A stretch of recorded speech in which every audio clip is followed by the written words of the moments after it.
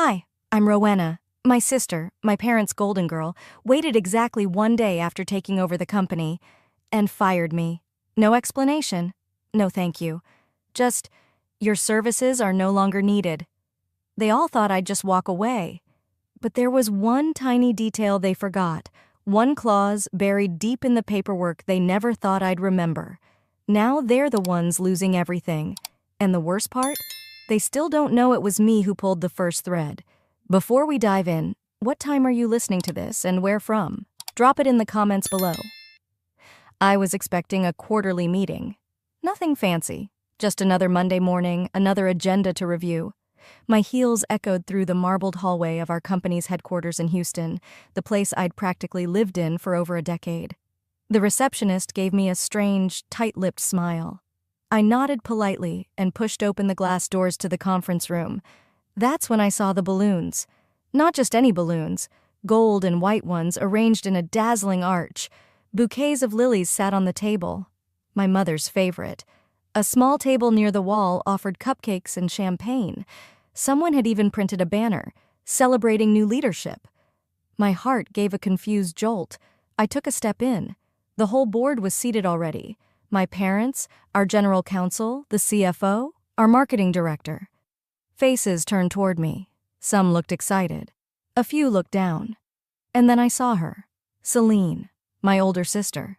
Dressed to impress in a cream-colored suit, her hair swept back like she was about to accept an award. I blinked, forcing my face into something polite. No one had mentioned anything about a celebration. "Talina," my mother said quickly, "glad you could make it." Glad I could make it?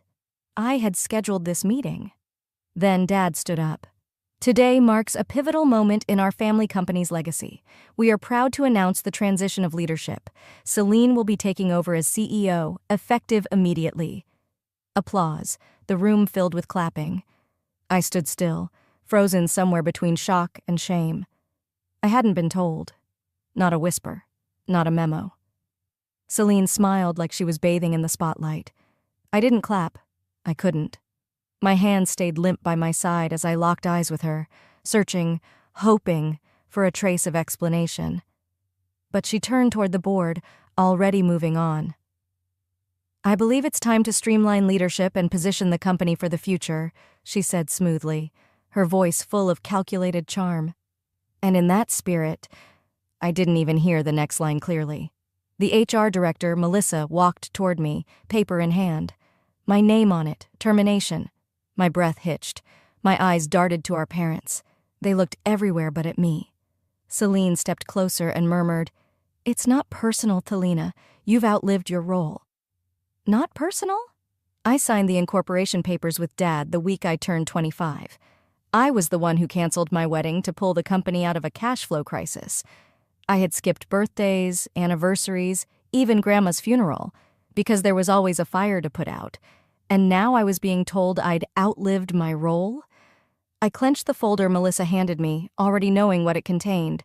The usual severance boilerplate. Cold, sterile, final. I forced my legs to move, leaving the room before the applause resumed. The hallway felt longer than I remembered. My heels suddenly too loud. I caught up to Celine just before the elevators. "You couldn't even tell me in private?" I asked, voice low. She didn't even turn. "This is business, Talina. You always made it too personal." My badge didn't work when I tried to access my office. A junior assistant I'd mentored walked past, holding the box with my name taped on the side. My pens, my framed photo of Mom and me from the company's first gala, even the mug that read, "Boss Lady in Training," it was all packed, as if they knew long before today. The sun was too bright when I stepped outside. I sat in the driver's seat of my car, gripping the steering wheel. I didn't cry, not yet. I drove home on autopilot. Houston traffic a blur of noise I couldn't process. My kitchen was too quiet. The coffee maker blinked 9:47 a.m., still morning. Still the same day I had walked in expecting a normal meeting, and been walked out as if I didn't matter. I leaned against the counter, the box beside me. I opened it to put things away, but my fingers stopped on something familiar. A pen. The wooden one Dad gave me when we launched the company. Dark walnut, smooth as silk. He'd had our initials engraved. "You're the future," he had said. I pressed it to my palm and sat at the kitchen table. Then it came. The sobs. Not loud, not theatrical, just sharp, short bursts that stole my breath. I felt stupid, used, erased. My phone buzzed. A news alert. Family-owned Titan appoints new female CEO, continues legacy. Legacy? I had been that legacy, just invisible now. I reached into the box for a tissue and felt something tucked under the cardboard flap. A plain envelope. No label. Just my name written in careful handwriting. It wasn't in the original packing. I stared at it. It was from our legal counsel, only addressed to me. The paper shook in my hand. I didn't open it right away. I needed to breathe first, but deep down I knew this letter might change everything. I sat there at the kitchen table, the afternoon light slanting in through the blinds, dust particles swirling in that muted golden haze. My fingers trembled as I broke the seal. The flap resisted slightly, like it knew what was inside wasn't meant for me to see, or at least, not in the way they'd planned. The paper inside was heavier than I expected. Not the cheap printer kind. This was the good stock, embossed at the top with our family company's legal counsel's letterhead. I unfolded the pages slowly, my stomach tightening with every crease. It wasn't a severance package. It was a copy of a notarized agreement, dated 4 years ago. I skimmed the opening lines and felt my breath catch. It was the night Celine came to my apartment crying. The night she said she was scared the company wouldn't make payroll, that if we didn't find $250,000 by the end of the week, we'd default on a supplier contract and lose our biggest client. I'd barely been able to sleep that week. I drove 3 hours to Austin in the middle of the night because a lawyer she trusted was based there. I remember sitting in his office with a paper cup of gas station coffee in hand, my hair still damp from a rushed shower as I signed the temporary power of attorney and wired the funds. She had sworn, "Thelina, I'll never forget this. I mean it." Apparently she had. The document in my hands was clear. I had transferred the funds personally, and in return, I'd been granted a 10% non-dilutable voting stake, active unless I submitted a signed resignation. A resignation I never gave. So, no, they couldn't just toss me out like an assistant who misplaced a few files. They knew. They had to know. The only reason they'd think they could get away with it was if they assumed I'd forgotten, that I'd lost the paperwork, that I was still the same girl who put family loyalty before legal leverage. They were banking on my silence. I pressed my thumb along the embossed seal. The ink hadn't faded. The signature, my sister's, still curled at the bottom, next to mine. Everything inside me went still. They hadn't just pushed me out. They'd tried to erase me. After everything. My mind started racing. I went out to the garage, the door groaning as I opened it, letting in the thick late-afternoon heat. Dust hung in the air, clinging to the boxes stacked along the far wall. I dug through them, old files, thumb drives, a couple labeled tax folders from years back. I found the one I was hoping hadn't gone missing during my last move. Inside, emails printed out and stapled, labeled by month. There were a few wire receipts from the bank showing the exact transfer, and a flash drive taped inside a folder. I plugged it into my laptop right there on the workbench. There it was. A voice memo, Celine's, recorded 4 days after the loan. "I don't know how to thank you. If I ever forget this, I don't deserve to be in charge of anything, let alone this family." I played it twice. The second time, I didn't cry. I didn't flinch. I just let the resolve settle in. This wasn't just betrayal.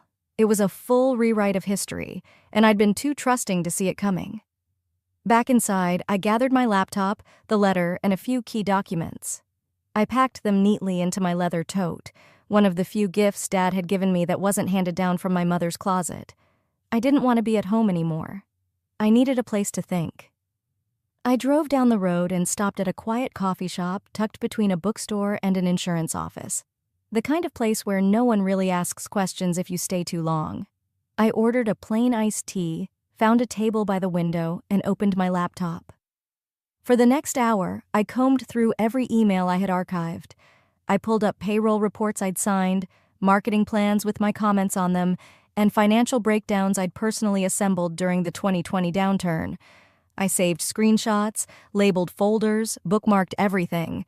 The longer I worked, the less I felt like someone licking their wounds, and more like someone preparing for battle. They thought I'd go quietly. They'd underestimated me. When my inbox pinged, I paused. A new email. Subject line: "I don't agree with what they did to you. We need to talk." It was from Javier, the company's accountant. He'd been there for years, kept mostly to himself, loyal but observant. I clicked the message, heart pounding. The coffee shop emptied out slowly, leaving only the quiet whir of the espresso machine and a soft jazz playlist echoing from overhead. I closed my laptop, tucked it into my bag, and stepped outside into the Houston dusk. A chill had crept into the air. Late spring, pretending to be winter for one last night. The address he gave me wasn't far. I walked the few blocks past shuttered storefronts and rows of cars with dew beginning to settle on their windshields. His apartment building was old but clean, tucked between a yoga studio and a dry cleaner that hadn't updated its signage since the 90s. He answered after 2 knocks. Clark had always looked a little tired, even back at the office, but tonight, he looked like a man who hadn't slept in weeks. "I'm glad you came," he said, stepping aside. I followed him into a living room with mismatched furniture and a pile of unopened mail stacked by the door. He motioned for me to sit, then hovered by a small table where his laptop and a stack of USB drives sat waiting like evidence in a courtroom. "They told me to delete everything," he began, voice low. "Minutes from board meetings, your shareholder records, voting logs. I was supposed to make it look like you never mattered." My stomach turned. I stayed silent, letting the weight of his words settle. He opened his laptop and clicked through a folder labeled "Not Forgotten." "They said if I kept quiet, I'd get a raise. They assumed I'd play along because I'm invisible too, just the accountant." He pressed play on the first file. My sister's voice, clear and cold, filled the room. "She was never meant to last here. She's dead weight, an emotional liability." I didn't flinch, but I felt my throat tighten. Clark glanced over, but I didn't break eye contact with the screen. Next recording. This time, my mother. "She's family, but we need someone more presentable, reliable. The firm needs a clean face, not someone who disappears for months." I didn't disappear. I'd taken leave to care for Blake during his second round of chemo. I'd kept the books running remotely. I was answering emails at 3 a.m. while they posted filtered photos from ski resorts. They knew it. I didn't cry. Not now. The time for that had passed. Instead, I said quietly, "Did they sign off on it?" He nodded. "Your father was hesitant. Your mother and sister pushed it. He didn't fight long."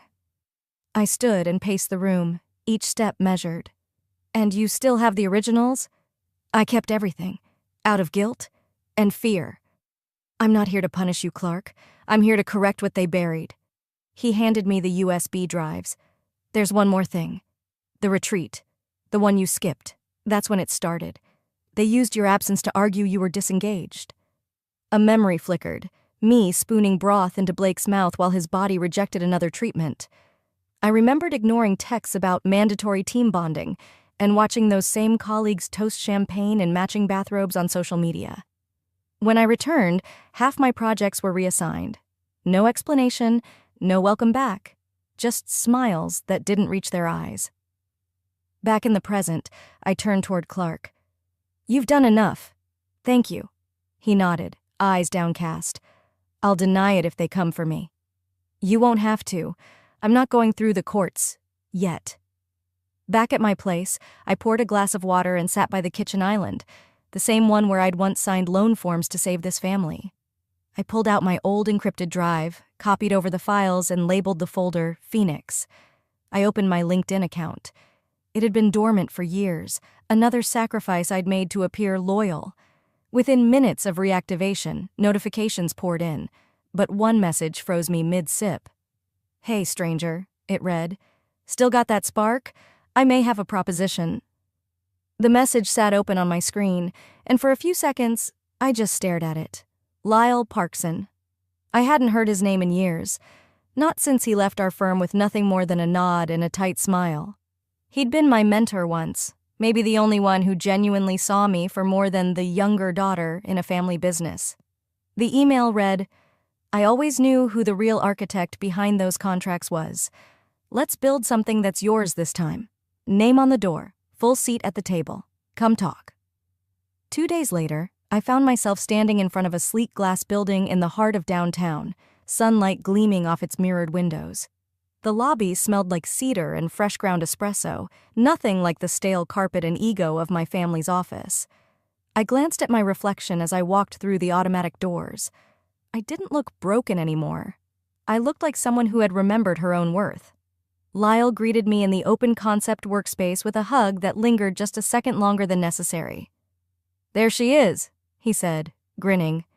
"The ghost they tried to bury." He introduced me to a few members of his leadership team, people who looked me in the eye, who shook my hand like I mattered.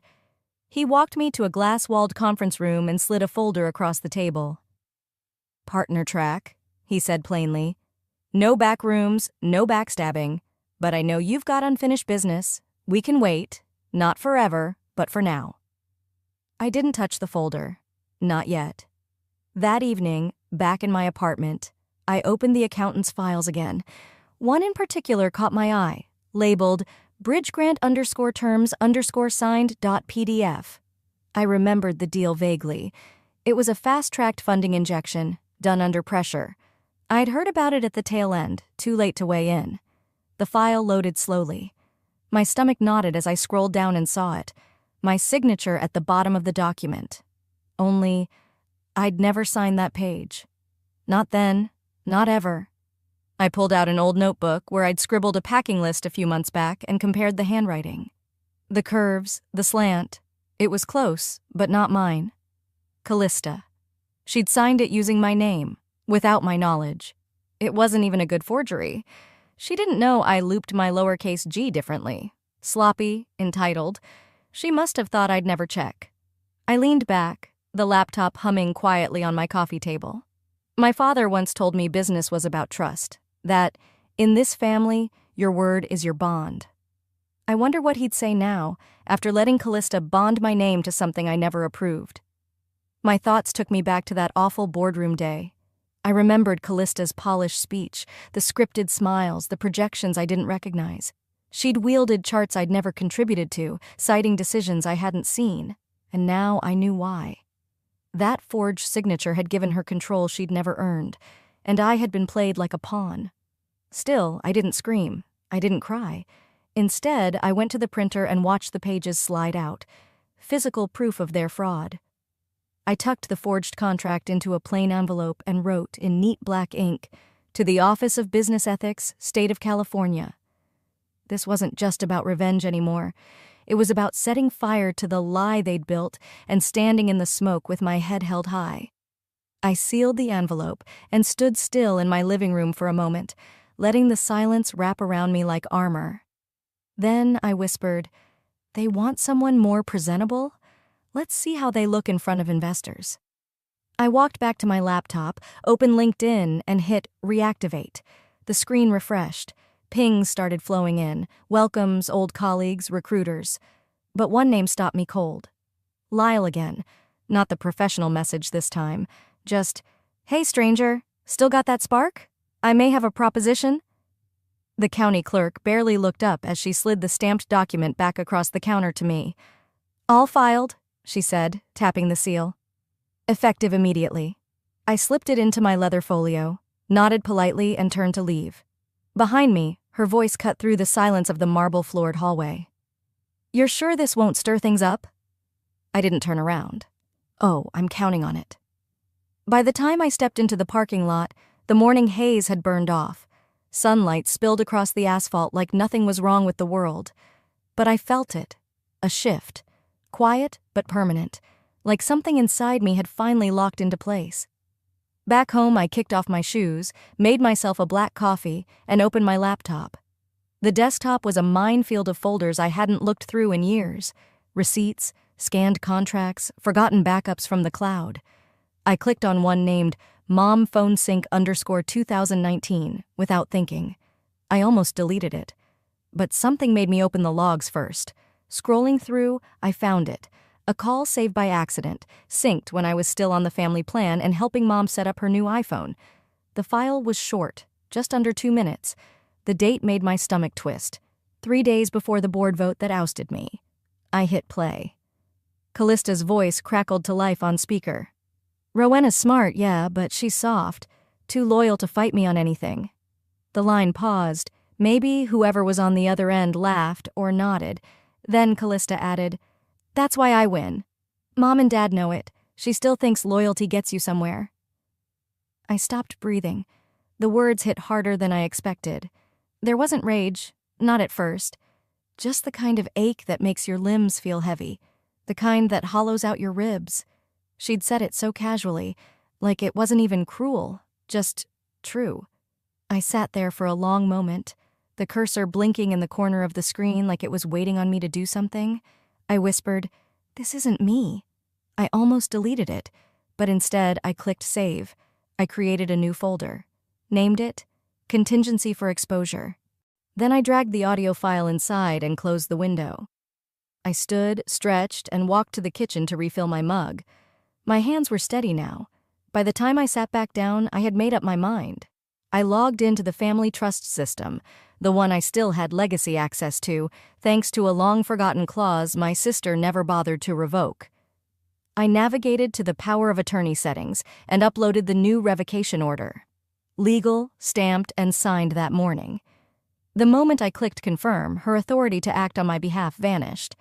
I smiled, not out of revenge, but because I finally felt like I was driving my own damn car again. Later that evening, I showered, pulled out a charcoal blazer I hadn't worn in a year, and packed a tote with just the essentials: my laptop, a thumb drive, the printed revocation, and the audio file, burned onto a disc and labeled in red Sharpie. Before zipping it shut, I opened my email one last time and attached the recording to a new draft. I typed in my own address, filled the subject line with 5 words. Use only if she forgets. I hit send. Then I powered off the laptop, stood up straight, and glanced at my reflection in the hallway mirror. I didn't look broken. I looked ready. I left the envelope with the clerk, walked out of the county building, and didn't look back. Not out of defiance, but because I didn't need to anymore.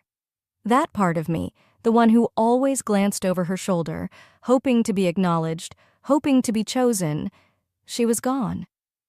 By evening, I was pulling up to the charity gala Callista had spent months planning. Her face was plastered on the program, her name at the top of the donor board, Arden and Gale, a legacy she seized like a crown, forged with gold I helped mine. The valet raised an eyebrow when he saw me step out of the car. I wasn't on the original guest list, but that didn't matter. Not tonight. Inside, the ballroom shimmered with chandeliers and curated perfection. Waitstaff in black vests glided between white linen tables, and conversations floated like champagne bubbles, surface deep and meant to impress. When I entered, a few heads turned. Some smiled politely, others whispered. But when Callista saw me from across the room, her expression froze. For a moment. Then, just like she'd rehearsed 1,000 times, she smiled and glided to the microphone. "Ladies and gentlemen," she began, voice like velvet. "We built Arden and Gale on legacy, on trust, on knowing when to lead, and when to let go. Some of us," her eyes flicked to mine, "understand that better than others." A polite ripple of laughter followed. I didn't flinch. Instead, I lifted my glass, locked eyes with her, and smiled. Not the kind of smile that warms a room, the kind that makes people shift in their seats, unsure if they just missed something important. After the speech, I didn't stay for the applause. As I walked toward the coat check, I passed Callista again. Her smile faltered as I passed, but she didn't say a word. Backstage, I knew she was checking her phone, probably trying to move funds, or secure her position before I made my next move. That's when it began. Her voice behind the curtain, sharp, hushed but frantic. "What do you mean access denied? That account is under my authority." Pause. "What do you mean it's been revoked? Who signed off?" She burst through the curtain, heels clicking like panic in motion. A board member stood beside her, hands raised in neutrality. "It's been updated, Callista. Legally, we were notified this morning." I didn't stay to watch her spiral. I already knew the sound. Outside, the air was crisp. I made my way to the parking lot slowly, savoring the first breath of control in years. But I wasn't surprised when she followed. "You think this is over?" she snapped, her voice slicing the quiet like a blade. "You just made the biggest mistake of your life." I turned, let the silence stretch long enough to sting. Then, calmly, "Then I guess we both have something to regret." She stepped closer. "You think you can win against me? I was chosen. You were convenient." Her voice cracked at the edges, not from sadness, from fury. I stepped aside, giving her the path back to her car. "You have a lovely night, Callista." Back in my apartment, the stillness welcomed me. I set my purse down, changed into sweatpants, and poured a glass of water. Then I noticed the door, scratched, deep, like someone had tried to force it open. My stomach dropped. I opened the mailbox in the lobby. The metal was bent, like someone had pried it. Security reviewed the cameras. "We caught a figure near your vehicle," the officer said. "But they stayed just out of frame. No plates, no face, nothing taken, nothing broken. Just disturbed enough to make me feel watched." Back upstairs, I sat in the dark, let the quiet settle around me like armor. Then I reached for my phone, played the voicemail I'd saved days earlier. Callista's voice, light and smug. "She won't fight back. She never does. That's why I always win." I let it play again, and again. Then I whispered to the silence, "Let's change that." 2 days after filing the revocation, I parked a block away from the community center and sat in the car for a moment, watching people filter in. Callista's white Mercedes was already there, parked close to the front with deliberate precision. She never arrived late and never without intention. I checked my purse again, even though I knew it was there. A sealed envelope, the contents notarized and final. My hand brushed against it like muscle memory. I took a steadying breath, then stepped out into the warm dusk. Inside, the HOA meeting was already underway. I heard her voice before I saw her, crisp, polished, echoing through the open hall. She was mid-presentation, gesturing toward a projection of a proposed development project. "And as acting trustee," she said with that trademark smile, "I've streamlined the permitting process for Phase 1. Efficiency is everything." Phase 1 was slated to break ground on property still tied to the family trust, my share included. I didn't rush. I walked slowly down the side of the room, past rows of neighbors and board members, and gently placed the envelope in front of the chairman. No words, no announcement, just presence. People turned. She did too. For a heartbeat, she froze. Then she smiled tighter. "Well, look who finally decided to show up." I said nothing, just took a seat in the back row, calm, controlled. The chairman looked confused at first. He glanced down, opened the envelope, and unfolded the papers. His brow tightened. Then he motioned to another member beside him. Whispers began. I waited. Moments later, he cleared his throat. "Before we move on with Item 4, we need to pause for legal review of this revocation notice. It affects the legitimacy of recent asset control declarations." Callista's lips twitched. "Oh, come on," she said too quickly. "This is last-minute theatrics. None of this is official." The chair didn't budge. "It's notarized and time-stamped. We'll table further votes until council weighs in." For the first time in a long while, I saw her blink in silence. Her eyes scanned the room like someone searching for backup that never arrived. After the meeting, I didn't linger. I walked out before the murmurs started, before anyone asked questions. But as I passed by the entryway, I caught the faintest thread of a whisper behind me.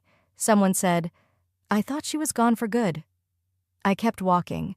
That evening, I met Trina at a little cafe near the bayou, one she always loved for its open patio and live music.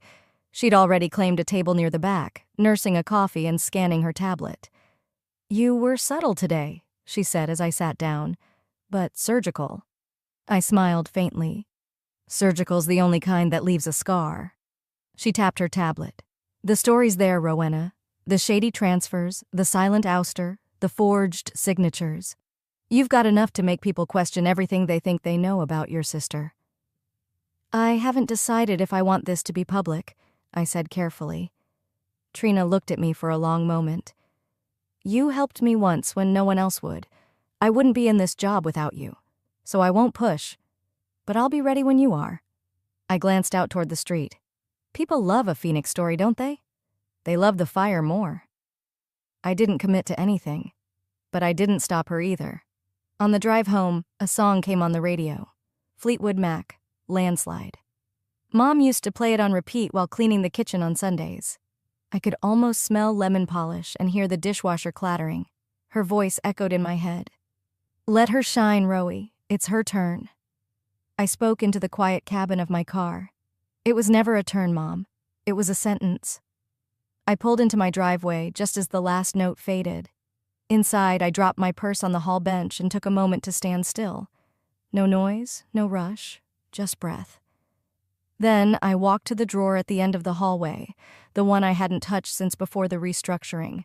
I opened it slowly and pulled out the old ledger wrapped in faded floral fabric. Callista always swore it had been lost in a flood during the warehouse move. I never corrected her. My thumb brushed the edge of the binding. It was heavier than I remembered, not just from ink or paper. It carried weight because now it had context. I picked up my phone, stared at Trina's name a moment, then pressed call. She answered on the second ring. I'm ready, I said. I stayed up the night before, reviewing every line in the ledger, every receipt, every scribbled annotation in my own handwriting. It wasn't just about money, it was about memory, proof that I had been there all along, holding up the foundation while they painted over the cracks. At 6:04 a.m., Trina texted one word. Live. I didn't move for a moment. I just stared at the screen as the article began spreading. The headline was bold, simple, and direct. The Silent Founder, What Really Happened Inside Arden and Gale. She hadn't exaggerated. The article was clean, tight, and impossible to ignore. It began with our origin story, 2 sisters and a dream. But then it peeled back the years. Document scans, timeline graphics, side-by-side images of my name on founding documents and photos of Callista accepting awards alone. Trina hadn't just written a story. She told the truth. Within hours, my inbox lit up like it hadn't in years. A message from an old intern, Darius. I always thought something didn't add up. Thank you for speaking. Another from one of our earliest clients. Rowena, I always respected your quiet steadiness. Let me know if you ever start something new. Then came the one I didn't expect. Hi, Rowena. I'd like to speak to you about next steps. R. McClure, Everglyn Capital. McClure had been one of our seed investors. If he was reaching out now, that meant real shift. That meant money moving. I was pouring a cup of coffee when my phone rang. I didn't even need to check the screen. You vindictive witch! Callista's voice was so shrill it clipped through the receiver. Do you think this will fix anything? Do you think they're going to see you as a victim? You're pathetic. I built this. I didn't say a word. Just hit end. I let her scream into silence. By late afternoon, a formal letter arrived in my inbox. Her lawyer was filing a cease and desist and threatening a defamation suit. Attached to the complaint were official financial records meant to show her exclusive leadership. But as I scrolled through the attached files, something stopped me cold. It was a report from 2019. The bridge grant proposal Callista had pushed forward without me. And right there, buried on page 6, was the same falsified ledger she had used to convince the board I'd become non-essential. Only now, she was citing it in a legal claim, as if no one had kept the original.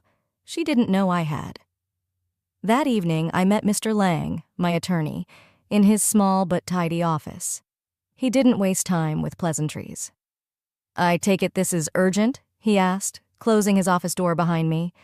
I handed him the fabric-wrapped ledger, the same one I'd kept hidden for years, tucked behind old tax boxes and moving files. This is the original, I said. She's lying again, but this time, on record. He opened it, flipped to the right section, and gave a quiet whistle through his teeth.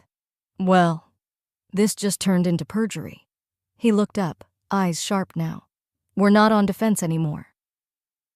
By nightfall, The story had made it to national syndication. Not front page, but loud enough to rattle. And rattled they were. I drove back through the old business park near the highway where we first started. Most of the lights were off, but my old office still had that warm glow through the blinds. I parked, walked inside with permission from the new tenant, an architect who admired what we'd once built. My old desk was gone, but in the corner still sat the wide, low-backed chair our father built with his own hands when I first joined. Pine. Sanded smooth. The initials RG carved in the backslat, faded but proud. I ran my hand along the grain. For years, I'd felt like I was filling in for someone else, like the role was never meant for me, like I had to earn a seat at a table I helped build. But tonight, I didn't feel like an understudy. I didn't feel like a placeholder. I felt like the author. And that night, I didn't sleep. Not because I was afraid, because I was finally ready. 2 weeks later, I stood before the courtroom doors with both feet planted, not shaking, not second-guessing, just steady. Inside, it was quiet. Callista sat at the opposing table, dressed like she was still trying to win a pageant. Her lawyer looked tense, tapping a pen, flipping pages they should have reviewed better. The judge took his seat and adjusted his glasses. "We've reviewed the financial documents submitted by the plaintiff," he began, his voice firm but not theatrical.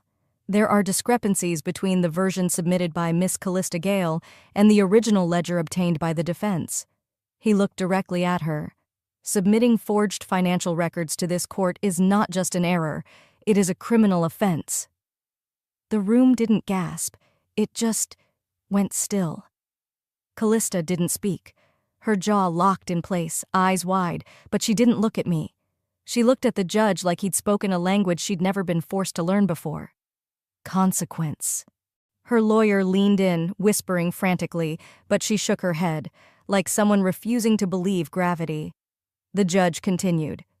"Given the submission of fraudulent material, we're referring this case for criminal review under Penal Code 115. Additionally, the court orders financial penalties to be paid to the defendant for damages incurred." Just like that, it was over. Outside, reporters were already gathering. Microphones, questions, lenses. I didn't speak. I didn't need to. I walked past the crowd, calm. I let the story speak for itself. Later that afternoon, I met Trina at a corner coffee shop near her newsroom. We sat near the window, the sunlight warming our hands on ceramic mugs. She stirred her drink, glanced at me. "Do you regret any of it?" I thought for a moment. Not about the courtroom, not about Callista. I thought about the quiet Sunday mornings I spent buried in work while she entertained clients, the nights I answered emails from the hospital when Dad was sick, the silence I accepted every time my name was left off a press release. "I regret thinking I needed their permission to matter," I said. Trina didn't respond right away, just nodded, the way someone does when they know you've said something that took years to find the words for. That evening, I returned to the new studio, a co-working space I'd helped open with 2 other women, both founders who'd been forced out of their own companies. One had been pushed out by her ex-husband, the other by a board of directors who didn't think she looked global enough. We had no receptionist, no glass trophy cases, just worn hardwood floors, real plants, secondhand desks, and freedom. My workspace was simple. A laptop, a corkboard, a window that caught morning light, and the chair. Dad's chair. Cleaned, polished, the wood now warm amber in tone. I had a small plaque engraved and fastened along the back. It read, "To the one who stayed silent, and then spoke the loudest." I didn't cry when I read it. I just sat. Let the weight of it settle. My story wasn't about revenge anymore. It was about reclaiming. As I looked out the window at the street below, bustling with people chasing their own dreams, I felt something I hadn't in years. Stillness. Not silence. Not submission. Stillness. Later that night, I typed out an email to Trina with one line. "If they reach out again, tell them I've said all I needed to."